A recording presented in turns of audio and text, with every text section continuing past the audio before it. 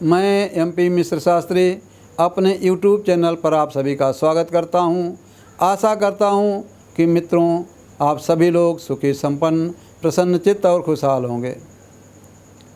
मित्रों, आज एक चर्चा करते हैं। कहते हैं कि पूजा करना आवश्यक है। उपासना, हर व्यक्ति को उपासना करनी चाहिए, लेकिन उपासना के कुछ नियम हैं, कैसे किया जाए। तो जैसे आप उपासना करने बैठते हैं, आप स्नान आदि से निवृत्त होकर के, कुछ लोगों ने तो ये बताया कि भाई पूजा पाठ के लिए स्नान की आवश्यकता नहीं है, या पूजा पाठ के लिए कहीं मंदिर जाने की आवश्यकता नहीं है। देखिए, मंदिर जाना भी अच्छा है, और हर धर्म में लिखा है कि आप स्नान आदि से निवृत्त होकर के स्वच्छ वस्त्र को धारण करें, और इसके बाद आप मंदिर में जाकर पूजा करें अथवा अपने घर में करें। जैसे मान लिया कि आपने अपने घर में पूजा के लिए स्थान बनाया, स्नान आदि से निवृत्त होकर के आप बैठ गए,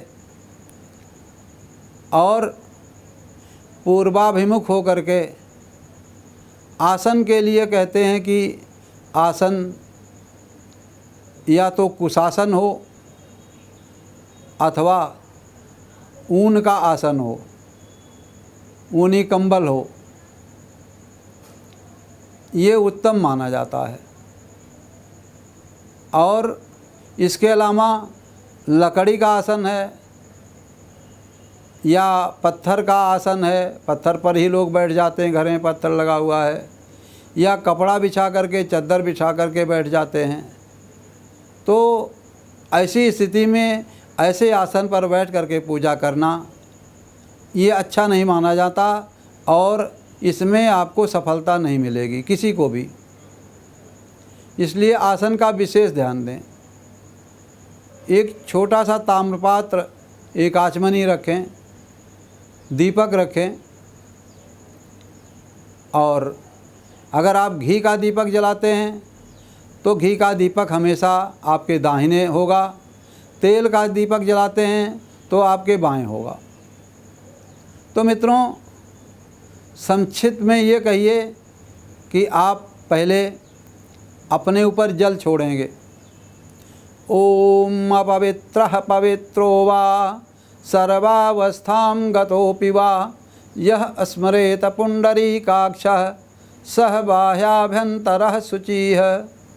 तो आपने जल छिड़का और पुंडरीकाक्ष भगवान विष्णु का ध्यान किया, तो अंदर और बाहर आप पवित्र हो गए।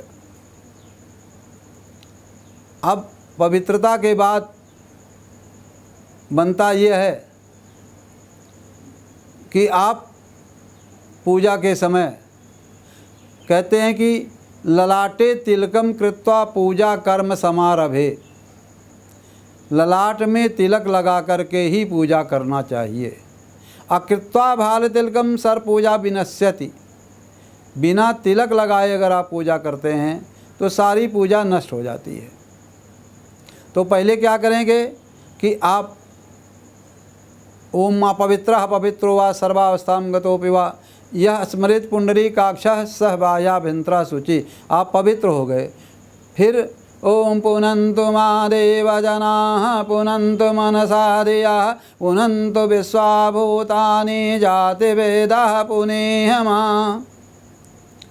अब इसके बाद आप शिखा बंधन करेंगे। चिद्रूपिणी महामाये, तो महामाया का आप आवाहन करेंगे,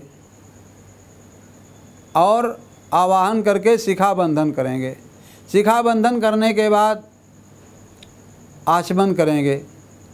ओम ऐं आत्मतत्त्वं शोधयामि नमः स्वाहा। ओम ह्रीं विद्या तत्त्वं शोधयामि नमः स्वाहा। ओम क्लीं शिव तत्त्वं शोधयामि नमः स्वाहा। ओम ऐं ह्रीं क्लीं सर्वतत्त्वं शोधयामि नमः स्वाहा। आचमन आपने कर लिया। अब आचमन करने के बाद आप जो है तिलक लगाएंगे अपने मस्तक में, मंत्र बोलेंगे। यदि आप पुरुष हैं तो पुरुष के लिए मंत्र है ओम स्वस्ति नः इंद्रो वृद्धस्रवाः स्वस्ति नः पूषा विश्ववेदाः स्वस्ति नस्ताक्षर्यो अरिष्टनेमिः स्वस्ति नो बृहस्पतिर्दधातु। अगर आप स्त्री हैं तो ओम श्री शते लक्ष्मी पत्न्या बहोरात्रे पार्श्वे नक्षत्राणि रूपमश्विनो व्याक्तम् ईखणन्नीखाण मुमयीखाण सर्वलोकं मयीखाण। अब आपका तिलक हो गया। अब तिलक के बाद भूमि पूजन करेंगे।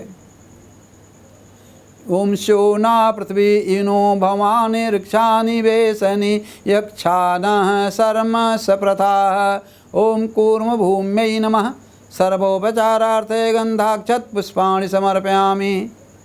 आचमन में जल लेंगे। ओम पृथ्वीति मंत्रस्य मेरुपृष्ठ ऋषिः सुतलं छन्दः कूर्मो देवता आसने विनियोगः। जल गिरा देंगे एक पात्र में और फिर आसन पर जल छिड़केंगे। ओम पृथ्वी तया धृता लोका देवी तुम विष्णुनाधिता तुम च धारय माम देव पवित्रं कुरु च आसनम। ओम कूर्मासनाय नमः ओम अनंतासनाय नमः ओम विमलासनाय नमः। आसन को प्रणाम करेंगे। अब आपका आसन शुद्ध हो गया। आसन शुद्ध के बाद फिर क्या करेंगे, हाथ में बाएं हाथ में सरसप लेंगे, सरसप सरसों, पीली सरसों, और उसको चारों दिशाओं में छिड़केंगे, ऊपर नीचे छिड़केंगे। ओम अपसर्पन्तु ते भूता ये भूता भूमि संस्थिता ये भूता विघ्न कर्तारस्ते नश्यन्तु शिवाज्ञया अपक्रामन्तु भूतानि पिशाचाः सर्वतो दिशं सर्वेषाम् अवरोधेन पूजा कर्म समारभे यदत्र संस्थितं भूत स्थानमाश्रित्य सर्वतः स्थानं त्यक्ता तु तत्सर्वं यत्र स्तं तत्र गच्छतु भूतप्रेता पिशाचाद्या अपक्रामन्तु राक्षसाः। तो इस तरीके से सरसों छिड़क करके ते सर्वे अप्य गच्छन्तु पूजा कर्म करोम्यहम्। फिर बाएं पैर से 3 बार पृथ्वी पर बाएं पैर को पटकेंगे, आवाज़ होगी। तो इससे क्या होगा कि हम जहाँ पर बैठ के पूजा कर रहे हैं वहाँ जो भी नेगेटिव एनर्जी है, जो भूत प्रेत पिशाच आदि हैं, वो वहाँ से दूर हो जाएंगे। क्योंकि मैंने देखा था कि एक जगह लोग महामृत्युंजय का जप कर रहे थे, 5 पंडित थे, 5 ब्राह्मण, और वो आपस में लड़ते थे क्योंकि वहाँ नेगेटिव एनर्जी थी। उन्होंने आकर के हमको बताया तो हमने कहा देखिए भाई, पूजा आरंभ करने के पहले इस मंत्र से आप सरसों छिड़किए, आप लोगों की आपस में कोई लड़ाई नहीं होगी और आसानी से जप हो जाएगा, यजमान का भी कल्याण होगा। तो वही उन्होंने किया और वाकई में उनका आपसी झगड़ा ख़त्म हो गया और पूजा फलवती हुई। तो इस तरीके से अब पॉजिटिव एनर्जी रह गई आपके पास। फिर आप जो भी मंत्र करना है, जो भी पाठ करना है, जो भी जप करना है, वो आप करें।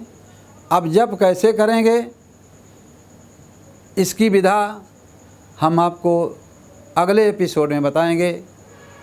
तब तक के लिए धन्यवाद। जय महाशक्ति।